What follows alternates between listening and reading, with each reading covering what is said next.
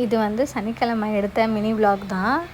நம்ம Friday evening வந்து வாங்கி வச்சுருந்த நண்டை வந்து இன்றைக்கி லஞ்சுக்காக செய்யலான்னு சொல்லிட்டு க்ளீன் பண்ணிகிட்ருக்கேன். கொஞ்ச நேரத்துக்கு முன்னாடியே நண்டை எடுத்து தண்ணியில் போட்டு வச்சுட்டேன். இப்போ வந்து க்ளீன் பண்ணிகிட்ருக்கேன். இன்றைக்கி வந்து கிரேவி மாதிரி தான் பண்ண போகிறேன். ரசம் வச்சுட்டு கிரேவி பண்ணலான்னு பார்த்தேன். அதுக்கப்புறம் சும்மா கிரேவி மட்டும் செஞ்சு சாப்பிட்டுக்கலாம், ஆஃப்டர்நூனுக்கு நைட்டுக்கு எதனா பண்ணிக்கலாம் அப்படின்னு சொல்லிட்டு கிரேவி தான் ரெடி பண்ணலான்னு சொல்லிட்டு வெங்காயம் தக்காளிலாம் கட் பண்ணிகிட்ருந்தோம்.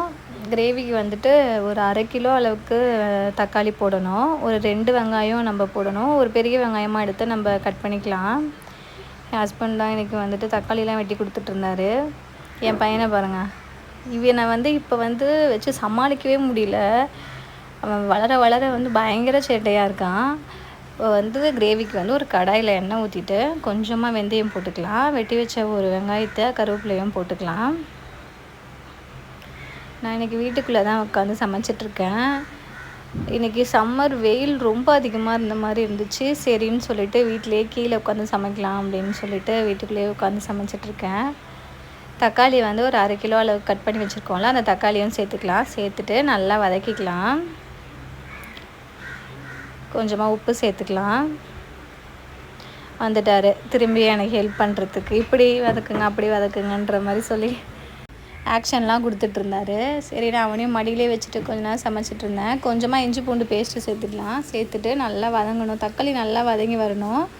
நம்ம வந்து மசாலா ரெடி பண்ணி அரைச்சி வச்சுருக்கோம். இது வந்து மிளகு, சீரகம், அப்புறம் வெங்காயம், தக்காளி எல்லாத்தையும் போட்டு நல்லா நைஸாக அரைச்சிக்கணும். இந்த கிரேவிக்கு வந்து மசாலா தான் ரொம்ப முக்கியம். பெப்பர் கொஞ்சம் அதிகமாகவே போட்டுக்கோங்க. போட்டு நல்லா வதக்கிட்டு எண்ணெய் நல்லா பிரிஞ்சு வரணும். இந்த அளவுக்கு வதக்கிடணும். வதக்கிட்டு அப்புறம் நம்ம க்ளீன் பண்ணி வச்சுருக்க நண்டையும் சேர்த்துக்கலாம். சேர்த்துட்டு நம்ம நல்லா வதக்கிக்கலாம். இது கிரேவின்றனால நம்ம வந்து குழம்பு மிளகாத்தூள் எதுவுமே சேர்த்துக்கல. இதுவே நம்ம குழம்பு மாதிரி வைக்கிற மாதிரி இருந்தால் குழம்பு மிளகாத்தூள் சேர்த்துக்கலாம். அப்புறம் முருங்கைக்காய், கத்திரிக்காய் அந்த மாதிரி காய்கறியும் சேர்த்துக்கலாம்.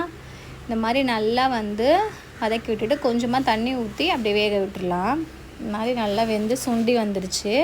இப்போ கொத்தமல்லி போட்டு இறக்கிடலாம். இதை அப்படியே நீங்கள் வச்சுட்டா இன்னும் கொஞ்சம் சுண்டி கிரேவி மாதிரி ஆயிரும். ரசம் சாம்பார் கூட சாப்பிடும் போது ரொம்ப சூப்பரான காம்பினேஷனாக இருக்கும். நல்லா ஆவி பறக்க சூப்பரான நண்டு கிரேவி ரெடி ஆயிடுச்சு. நண்டு ஃப்ரெஷ்ஷாக இருந்ததுனால வந்து சாப்பிட்றதுக்கு ரொம்ப சூப்பராக இருந்துச்சு.